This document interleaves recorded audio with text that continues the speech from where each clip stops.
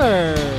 All right, hi everybody. I'm Boomer Esiason along with Phil Simms, and welcome to our 2009 NFL Draft Special right here from Radio City Music Hall. And Phil, you know about dreams that come true on draft day in 1979. You were a first-round draft choice by the New York Giants, and my draft day was a little bit more disappointing as I went in the second round to the Cincinnati Bengals. But here we sit. It's a good thing you got money you can pay for therapy. That's right, and it's always about the quarterbacks, as we know. And this quarterback draft, you were telling me, is not going to be that great. Now, at the top of the draft, we got a couple good guys, but at the back end of the draft, very light, not very good. Give me your assessment of, let's say, Matthew Stafford. Well, let me just say this. Okay. The whole class is a group. I've been, I just dabble in this, so nothing I say really put it in concrete. But overall, it's the worst group of quarterbacks I've ever watched coming into pro football. The worst. Right. It's unbelievable. After you get past a certain few, there's nothing left, But if you start out like with Matthew Stafford, right. Played at Georgia, basically started for 3 years, so that's all good. I think he's changed his body since he's become a starting quarterback, which you want. You want to make sure if you're going to have the first pick in the draft that you got a guy that's conscientious and a hard worker, and he has a tremendous right arm. That's the good. And last year there was a debate about Matthew Ryan and whether or not he should have went first overall to the Atlanta Falcons. Now, you said on this show last year, definitely pick him first. He's worth the money. Is Matthew Stafford worth the money in your estimation for the Detroit Lions? Okay, if I just got to say yes or no right now for everything that's going on in Detroit and the way yes, then go ahead, give him the money. He is the quarterback. Start, rebuild that football team. New coach, new quarterback. Give everybody some hope. Just make sure you design an offense, you surround him enough where he just doesn't get completely destroyed as a rookie in the league. Well, that could happen to you in Detroit. But plus he wants to go there, which is a good thing. I know you love that. He wants to go. But the bad thing, the one thing that alarmed me about Matthew Stafford is I watched the tapes of him and watched the throws, and I'm just doing all this purely on physical skill that I see. He threw a lot of footballs that really wobbled. And, if you want to be an accurate thrower in the NFL, and you know it, you played the conditions, the footballs, you got to spin it, you got to throw spirals, and those are always the best quarterbacks in the league. So that bothered me. Didn't understand why I saw so many wobbly passes. I will say there's a brother tandem in the NFL, Manning brothers. They don't throw a lot of spirals either, but that's a whole nother story for another day. All right, how about Mark Sanchez out of USC? Now, when he left, Pete Carroll was upset. His own dad was upset. You should stay in another year. You'd be clearly the #1 pick overall next year. But he is just absolutely skyrocketing up the draft boards on almost every team in the NFL. Well, I went out and saw him in person about a month ago, I guess. Time goes quick. And you know me, I'm a hater. You are a hater. You're looking for all the nicks. I wanted to see I was going to tear this kid up. And they knew it, and I came, I said, look, I want you to know as I watch him work out, I'm going to talk about it. Now I know why Pete Carroll was so upset. His whole offense is coming back, and this guy was absolutely terrific in the workout that I saw. And apparently everybody else that's seen him, he's been terrific too. Great, Boomer, great footwork. And you talk about throwing spirals. Every throw is spirals. He's a young kid. He seems like a smart kid. He seems like a very confident kid, too. Energy. Right. You see his energy even when you watch it on tape. You can, and maybe I'm a little prejudiced because I saw him in person, but when I watched USC play on tape, all their games, I went, even on the field, on these tapes, and you know how I can make everybody look the same. Right. You could see his energy and personality. I will say this, meeting both men down at the Super Bowl, they seem intelligent. They seem very confident in their abilities. And when Matthew Stafford told me, I want to go to Detroit and help fix that thing. I did it for you. He went to the same high school as Bobby Lane, by the way, and that was the last franchise quarterback that franchise has ever had. Okay, how about Josh Freeman quickly? Still hard to believe that this kid has found himself already projected in the first round, don't you think? Played in a bad offense, doesn't have a lot of what I call great experience. The other two, listen, I think Mark Sanchez is going to go no later than the 4th pick of the draft. I think he's that good, and somebody will move up. And when that happens, that's going to drive this Josh Freeman up. Some people like him. I like his physical skills. But when you watch him, the offense, I hated it at Kansas State, what they were doing. But I'm intrigued by his physical skills. But I don't see the polished product that you want to see in certain aspects to come in and play right away. And the one thing about him is if he goes late in the first round, that's a value pick. It'll be interesting to see if the Jets select him if he's there. Let's go to the wide receiver draft. If the quarterback draft is not that loaded, the wide receiver draft is. Everybody's saying there's 6 or 7 wide receivers that really become top flight players in the NFL.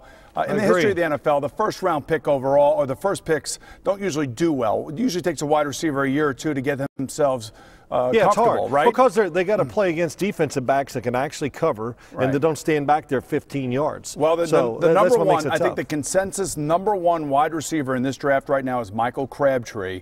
Would you make him your first pick if, in fact, you needed a wide receiver? If I got a team that's ready and we got to win right now, and he's got to come in and be productive, I would think Michael Crabtree, by far, when you watch him, would be the easiest transition because he runs good routes. He's really smooth. He's fast out of the break. He doesn't have to slow down to make a cut.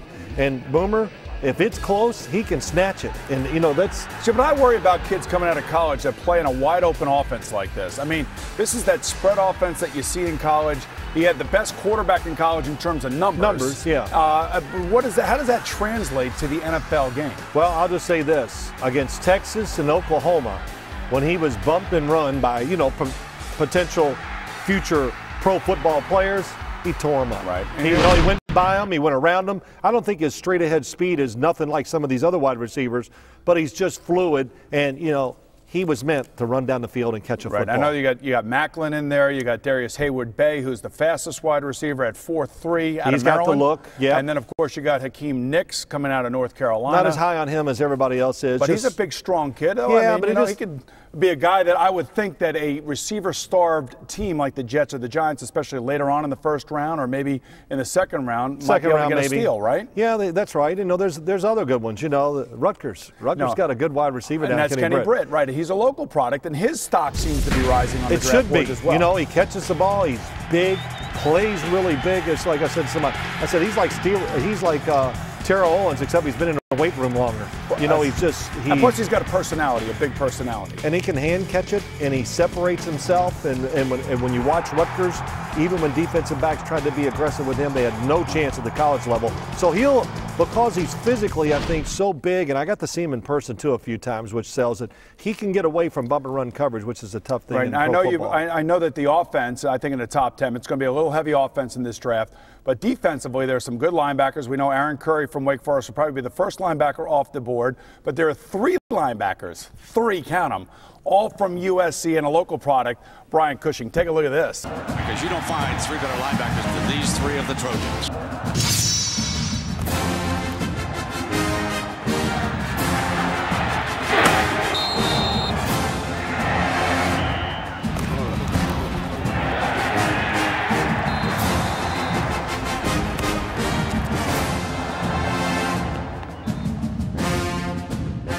All right, 3 linebackers from USC. Let's start with the local product, Brian Cushing. Is he a first-round pick, second-round pick? What do you think? Well, there's a lot there. Right. First off, USC, Pete Carroll. There's so many people, you know, everybody talks about their players so much, they have a tendency to get overrated. I'll say this about Brian Cushing when I watched him. He's a local kid. He smashed my son at the quarterback position once in a championship game, so I'm not going to hold that against him. I was very surprised when I watched him on film. He can play in space a lot better than I thought he could. Right. He can cover tight ends very well, has good football instincts, that's no question. And the motor, it's all out all the time. So that's all good. Big and strong, going to play over the tight end, and can do some other things too, which is going to make him a first-round pick. And out of the 3 linebackers, Cushing, Maluga, and Matthews, who's the best of the 3? It's close in my eyes. Clay Matthews, I would take just a little bit above Brian Cushing, and Maluga I would take. You know, I just didn't see the specialty of him, I guess. But now we're looking at Matthews here, and Matthews is a kid who really didn't play a lot at USC. But all of a sudden, his senior year, what did he play, like 8 or 9 games? You know, Boomer, that happens. That's going to happen a lot at USC because there's so many dang good football players. You got to wait your turn. Sometimes Pete Carroll says to guys, go on and go to the pros because I got a guy behind you that's better. So please leave at your junior year. And it's just the truth. But Clay Matthews, he has the frame, and he's a little bit of everything. Can play a little in space, can be an edge rusher when you need him in a 3-4 defense, and big and tough enough to do the other stuff too. All right, if Aaron Curry is presumed, excuse me, to be the best defensive player in this draft, where do you put Arakpo, the defensive end or defensive lineman, for the Texas Longhorns? Well, it's before the show, you know, somebody says, well, he's overrated. I said, you know, in my eyes, he's not overrated. When I watched Texas play on TV, and I'll never forget it. 3 years ago, I go, who is this? Even it took me 3 years to learn how to say his name because Arakpo, he looks the part. He always is going full speed. And Boomer, you said it started the show. Quarterbacks either throw it, make plays, or hit the quarterback. To me, those are big-time first-round picks. This guy hits the quarterback a lot. He is really athletic, and he's gonna be a high pick. At worst, 5 or 6 probably. You got to believe he's going to be a top 5 pick. All right, we're going to talk about the Jets and the Giants when we come back. So get your hat on. I want to know who the Jets are going to pick. I want to know who the Giants need to pick because it's Phil Simms, it's Boomer Esiason coming to you from the world-famous Radio City Music Hall.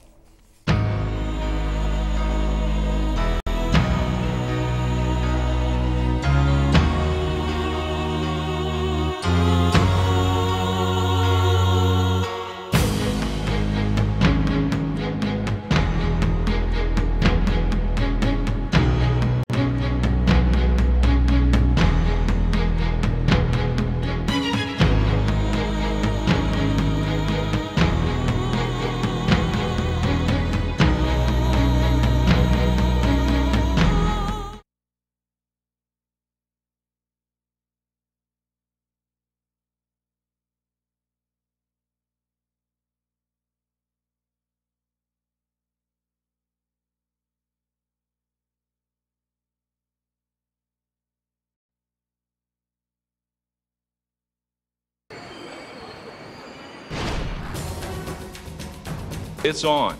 I can't wait.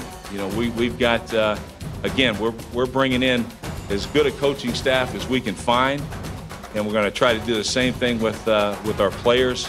Coach Rex, I understand you're a defensive guy. Defense is important for the Jets, but I tell you what, we need some offense. So please, go get Sanchez. We need some offense. Go get that quarterback in the draft.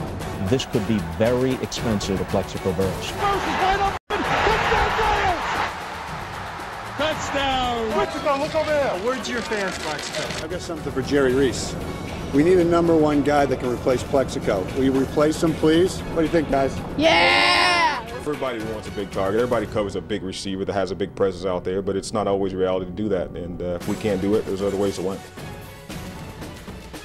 All right, welcome back, everybody, to our 2009 NFL Draft Special. Jerry Reese, he's a beauty. All the fans want this guy. They want that guy. They got all the answers. And then they're not sure where Sanchez played, but let's go get him. But I'll tell you, the great thing is Rex Ryan, though. How about him? He's just an absolute great personality, I think, for the New York Jets. I loved it. He's going to be great for the Jets. He's good already. And how about when they had their first little mini camp or OTA, whatever you called it, he had to get the team together and say, guys, let's have more fun. Loosen up. And I read this. You and I were talking off camera before. I said now the Jets are going to have an identity. And I really believe it. They have a chance now to stamp their franchise, which they have not done in a long, long time. All right, let's start with the Jets then before we get to the Giants. How about their quarterback situation? So much has been written about Kellen Clemens and Brett Ratliff.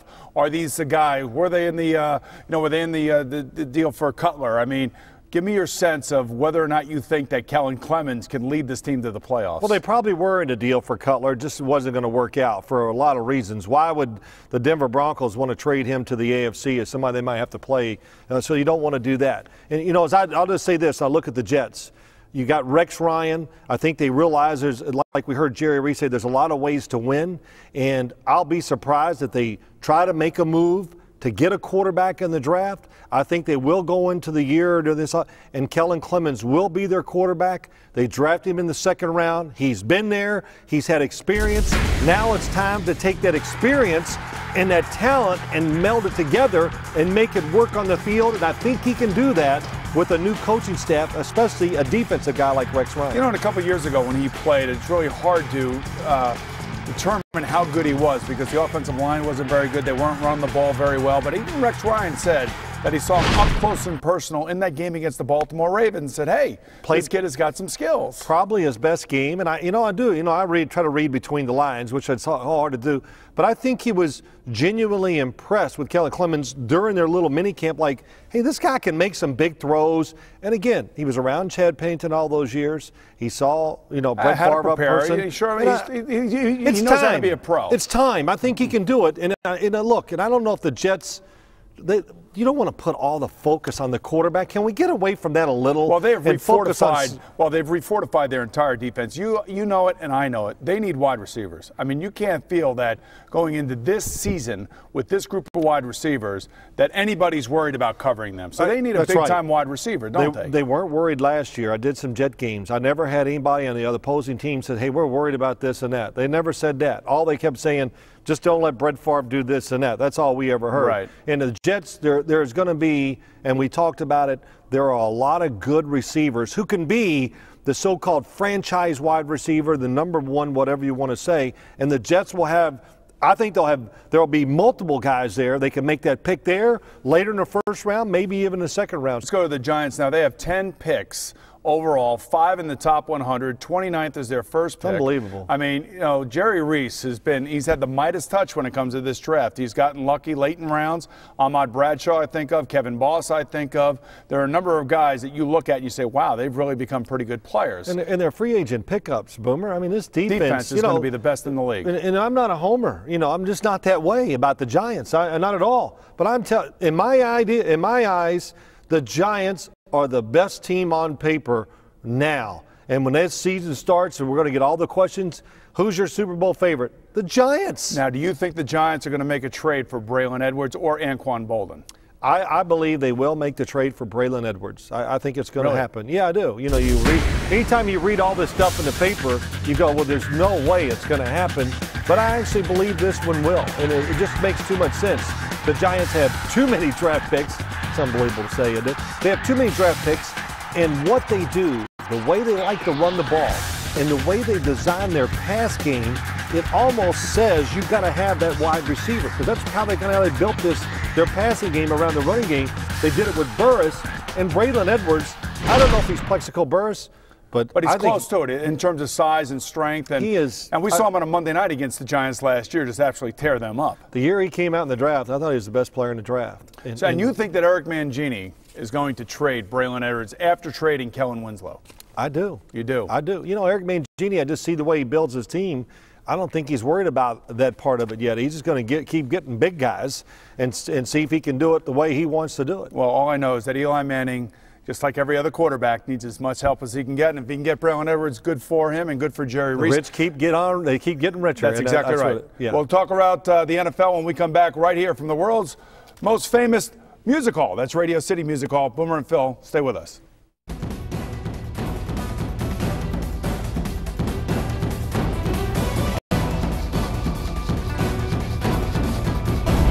Very excited to be here. You know, this is an opportunity for me to this story will kind of write itself. I don't really have a whole lot to say. I would like to thank the Kaskin family, Jerry, Coach Smith, for getting me here, and the rest of the Bears organization. I couldn't be more excited. I don't know that we're going to be hearing a lot more about Donovan McNabb going somewhere else next year.